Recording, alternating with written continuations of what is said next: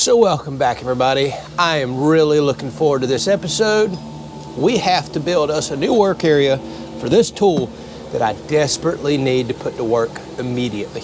So in this box right here, very heavy box, is a 1 horsepower 14-inch bandsaw that I picked up from Harbor Freight of all places. I decided to go with the Harbor Freight model because, well, it was affordable. The reviews were good, so we're gonna try it. So the big name brand model saws, really expensive. Not saying they're not worth it, they probably are, but I'm not using this in the traditional sense. And I've even spent the last 2 months on Facebook Marketplace looking for used saws. They're all ancient, junky looking, and cost almost as much as what I paid for this, even like 20, 30, and 40-year-old saws. No thank you. So why do I need a big 1 horsepower bandsaw out here? Well, it's for firewood, so I don't use them in the traditional sense. So what we're gonna do is pour a big slab right here. This is gonna be my new workstation. This is why we just recently wired in a switch right here. We've got tons of work lights, and we're probably gonna hang some from up here, so I can come out of here at nighttime. But I love making smoking chunks. Cooking firewood is something I'm truly passionate about, and I have found a bandsaw is the perfect tool for the job. So now stepping up to a big 1 horsepower model from the little 1/3 or 1/4 horsepower model that I burn up, by the way. That's why we're getting a new saw. I should be able to zip right through this firewood and might even start selling some of this on the side to help justify some of this equipment. But I go through tons of smoking and cooking wood, like multiple times a week. We use the appliances I build to cook. So I need a little station right here that I can zip through this and make all the different sizes. The bandsaw is the right tool for the job, and I'm really looking forward to having an extremely powerful model. Let's get after it.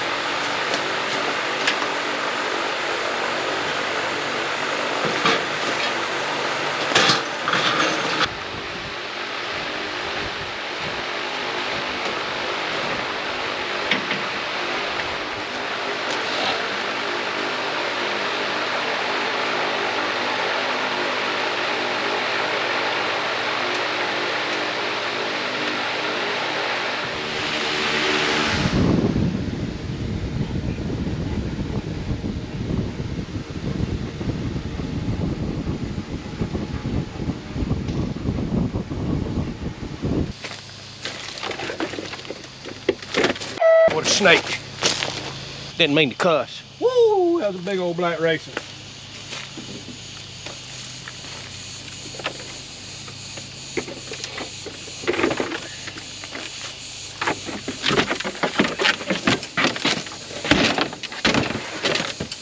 Son, that's not what you expect to see. I'm looking for a wasp under the lid and didn't see about a 6 foot long black snake curled all up on top. And I hate black snakes. They're super aggressive. Normally they'll chase you. He gone, probably underneath. I gotta get my wood. I gotta get to work. Heck with him. Aggravating jokers.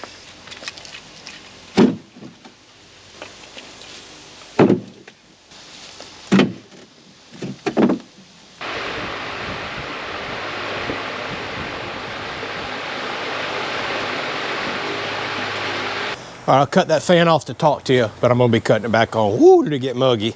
All right, so here it is. The big 14-inch bandsaw set up and ready to go. Hopefully this thing treats me well, being that it's a cheap Harbor Freight tool. I have custom ordered a cover. I've got one custom made off of a website to go over this so dirt daubers can't get in the motor. If it's foggy or misting, although we're under a roof, there still can be fog in here. I don't want to wind up rust everywhere. So this will be getting a full cover. But let's check it out. Like I said, about half the price of the big name brand stuff. A few $100s less than some off-brand other things I looked at. There's just not a whole lot to go wrong with these. Bearings look pretty easy to replace. Also like that it's got a blade tension adjustment knob right there. You can look through this window. Let's check blade tension. We'll see how accurate that is with time.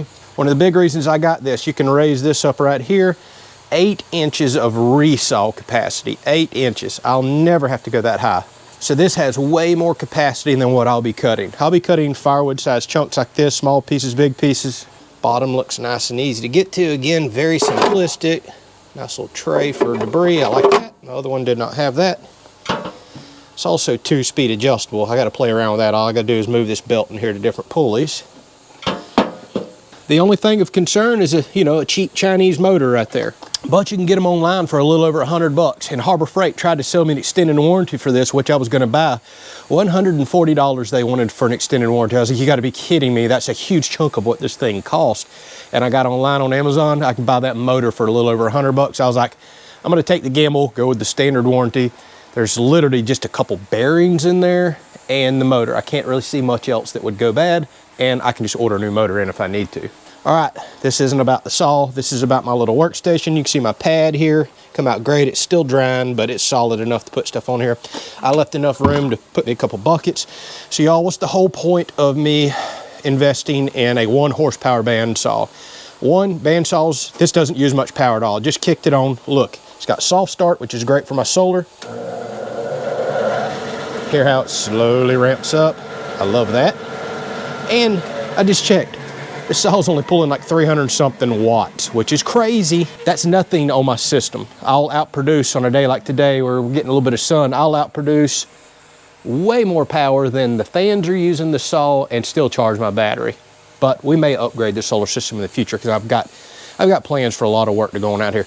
So why do I have a big 1 horsepower bandsaw? I am obsessed and extremely passionate about cooking wood, y'all. If you've watched the channel for the last few years, you know this is what I'm passionate about. I love firewood, but cooking wood. These are chunks that I'll put in the side of my Masterbuilt smoker down in the ash pan. And then I like smaller chunks to put and mix in with my charcoal on all kinds of my grills, especially my Masterbuilt. So I'm all the time making different length wood. I also cut 12 to 14 inch wood for our solo stove bonfire that we use on the back porch. That's one of those smokeless fire pits. And I have found nothing works better, in my opinion, for sizing up the wood, because there's so many different sizes that I need, than a bandsaw. I'm not using a chop saw. I've tried that before. The teeth are aggressive. It snatches stuff from you. Those literally pull like 14 to 1800 watts. I kid you not. They have an extremely high surge and startup. You're constantly kicking it off, kicking it on. Bandsaw stays running nice and smooth, easy on the solar equipment. Just makes sense. All right, first cuts. Let's see what this thing does. Probably should adjust that down some, but let's see. Right through. I don't know how hard I can push it, to be honest with you. Jeez, yeah. We're gonna be able to fly through some wood. piece right here.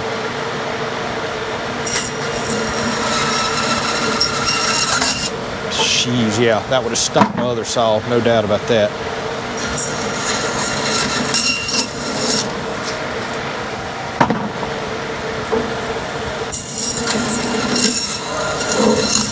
Oh yeah, baby.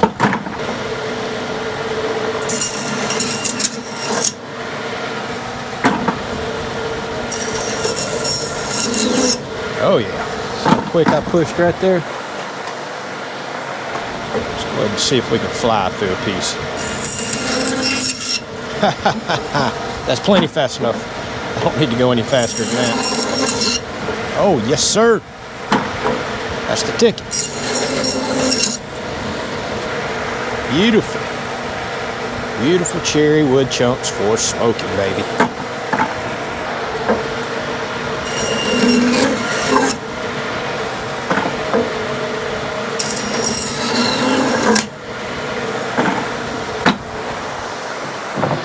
I'm just using the old cheap bandsaw blade to come on it. Probably gonna get on Timberwolf's website and order some actual ripping bandsaw blades. It's made for speed, rough cutting of hardwoods and other types of, you know, just rough cutting stuff just like this. But this old stock blade that come on it, doing a phenomenal job. We'll just see how long this lasts.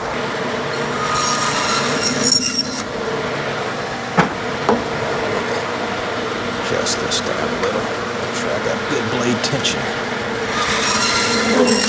Just cut right through a knot on that one.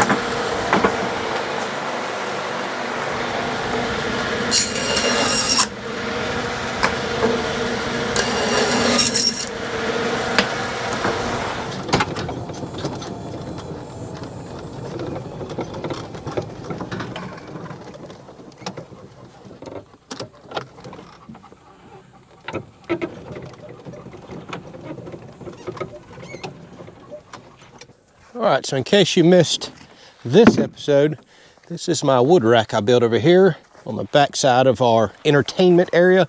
This is where I come pull all my cooking wood right here. Big pieces of cherry that I actually use in our big pizza oven, custom made one that I did. I got my standard chunks that fit in my firebox on my master-built smoker. I've got all my strips that I use in my rocket stove. And by the way, I use that rocket stove 2 to 3 times a week.